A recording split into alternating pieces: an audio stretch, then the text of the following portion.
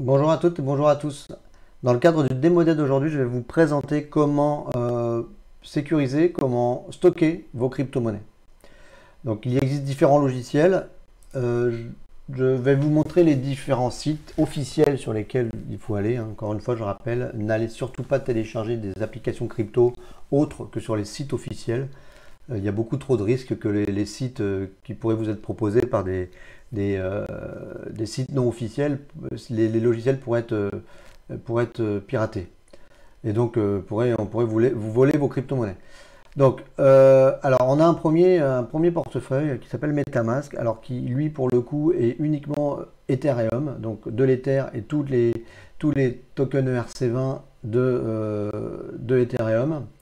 Opera Mobile qui lui permet de stocker du Tron, du Ether, de l'Ether et ses ERC20 ou du Bitcoin. Ou aussi, alors ça, encore une fois, je le répète assez souvent, je vous présente, alors il existe une multitude de logiciels qui permettent de stocker des crypto-monnaies. Moi, je vous présente uniquement les logiciels que j'ai l'habitude d'utiliser. Pour plusieurs raisons, c'est que déjà j'ai confiance, je les utilise régulièrement, et puis il en existe tellement qu'à un moment il faut faire un choix. Donc si je m'adresse à des débutants, je préfère leur donner un minimum de choix et au moins un choix que je maîtrise plutôt qu'un autre. Donc Brave elle fonctionne exactement de la même façon que MetaMask. L'avantage de Brave, c'est qu'en fait c'est deux choses en un. C'est le navigateur Chrome plus un crypto wallet d'intégrer. Donc Brave est exactement la même couche de fonctionnement que Chrome sur le navigateur et il intègre. Donc il faut juste aller dans les menus paramètres pour activer son crypto wallet. Donc c'est un petit peu plus simple. Alors que MetaMask, il faut installer le plugin pour ensuite le voir ici apparaître sur Chrome ou Firefox ou Edge. Ou d'ailleurs on peut même le rajouter sur Brave, malgré que Brave ait déjà son crypto wallet d'intégrer, on peut quand même installer Chrome si on veut. Donc ça c'est les trois logiciels on va dire de navigation que j'utilise pour installer sur mes navigateurs. Donc à quoi ça sert d'avoir de la crypto-monnaie directement sur un wallet, sur son navigateur, donc soit mobile, soit ordinateur? C'est pour pouvoir réaliser des transactions directement sur des applications décentralisées. Donc j'ai fait une vidéo sur le sujet, je vous invite à aller la voir. C'est ce qu'on appelle des applications décentralisées, des DApp. Donc c'est des applications, c'est des sites internet qui ressemblent à un site internet totalement traditionnel, sauf qu'ils utilisent des couches blockchain, et donc il y a des interrogations et des interactions qui peuvent se faire avec la blockchain. Donc c'est pour ça que j'utilise des logiciels type MetaMask. Ensuite, pour sécuriser des crypto-monnaies, on peut utiliser un wallet qu'on appelle un hard wallet. Donc je vais prendre l'exemple de Ledger, qui est une marque française. Encore une fois, il en existe d'autres. Moi, j'utilise la clé Ledger. J'ai une Nano S et une Nano X. Donc la Nano S, elle est juste, on peut juste la connecter avec un câble USB. La Nano X, la même chose, câble USB et Bluetooth.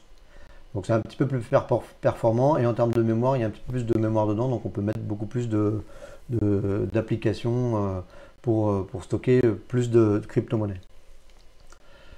L'avantage d'utiliser une clé type Ledger, c'est que le mécanisme de cryptographie de la clé privée, donc la fameuse clé qui permet de signer les transactions, eh bien, elle est beaucoup plus beaucoup plus développée et donc beaucoup plus difficile à hacker. Donc c'est quand même un outil qui permet de sécuriser ces crypto-monnaies de façon assez fiable. Encore une fois, je vous invite, quand vous achetez une clé Ledger, de l'acheter déjà sur le site officiel et de télécharger le logiciel qui permet de l'utiliser après uniquement sur le site officiel. Donc dans ces quatre exemples-là, MetaMask, Opera Mobile, Brave ou le Hard Wallet, vous possédez la clé privée. C'est-à-dire que je vous rappelle qu'une adresse Ethereum, donc une adresse de portefeuille, donc que ce soit Ethereum ou Bitcoin d'ailleurs, il y a une adresse publique, donc qui est celle qu'on peut communiquer à tout le monde. C'est un petit peu comme si c'était votre IBAN, donc vous pouvez communiquer votre IBAN, personne n'en fera grand chose à part vous envoyer de l'argent. Donc l'adresse Ethereum, c'est pareil, l'adresse publique. L'adresse privée, la clé privée, c'est une clé cryptographiée qui permet de signer vos transactions, donc d'envoyer de la crypto-monnaie. Donc sur ces cas-là, sur ces quatre exemples précédents, vous possédez cette clé. Après, vous pouvez aussi stocker, donc je prends l'exemple de TheBitex, qui est une plateforme d'échange partenaire avec laquelle on travaille. mais c'est le même fonctionnement pour les autres plateformes. C'est que les plateformes qui vous proposent de stocker vos crypto-monnaies possèdent les clés privées. Ça veut dire quoi? Ça veut dire que si demain la plateforme se fait hacker, eh bien les clés privées peuvent se faire hacker et donc par la même occasion vos fonds. Donc attention, dans le cas d'un exchange, les adresses en fait ne vous appartiennent pas. C'est un petit peu comme dans une banque. En fait, vos euros qui sont stockés à la banque, finalement, ne sont pas vraiment les vôtres. Alors que dans le cas précédent, les crypto-monnaies que vous possédez sont bien à vous et personne d'autre que vous pourra réaliser une transaction.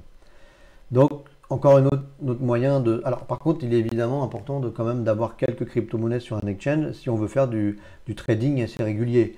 Parce que vous n'allez pas systématiquement transférer des fonds depuis votre clé Ledger, par exemple, sur votre exchange, à chaque fois que vous voulez faire un échange, un achat ou une vente. Donc, vous pouvez en garder un petit peu. Mais attention, soyez vigilants. En cas de problème sur la plateforme, vous pourriez perdre vos fonds. Donc, moi, je déconseille en tout cas de conserver les fonds dans les plateformes, sauf cas exceptionnel.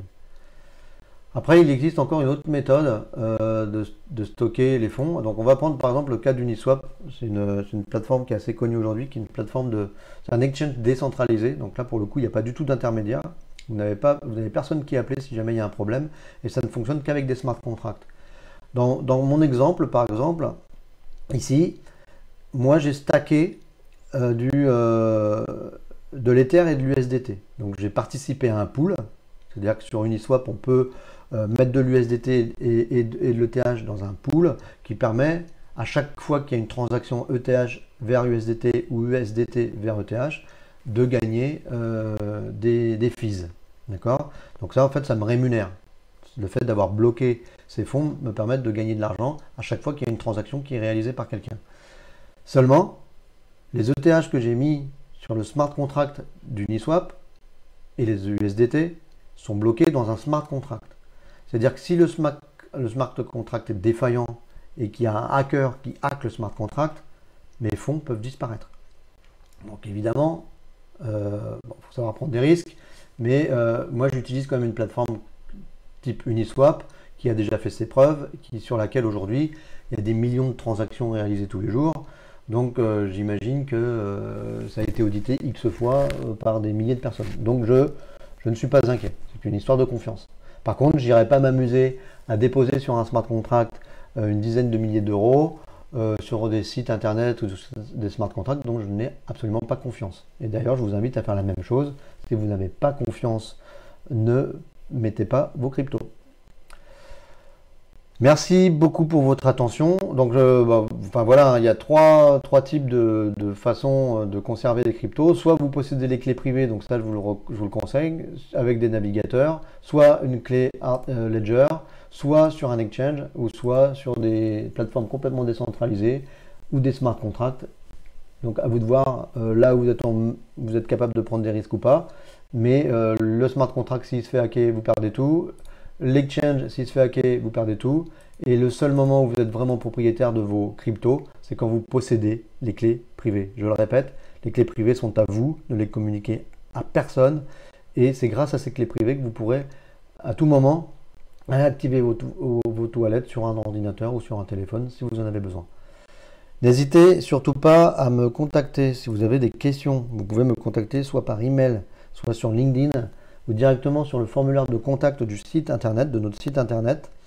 Je suis là pour faire de la pédagogie, pour vous expliquer, surtout pour ne pas vous faire arnaquer. Donc moi, j'ai fait des erreurs aussi en commençant, donc je suis là pour vous aider. Donc n'hésitez pas, je suis à votre disposition. Merci beaucoup, bonne journée, au revoir.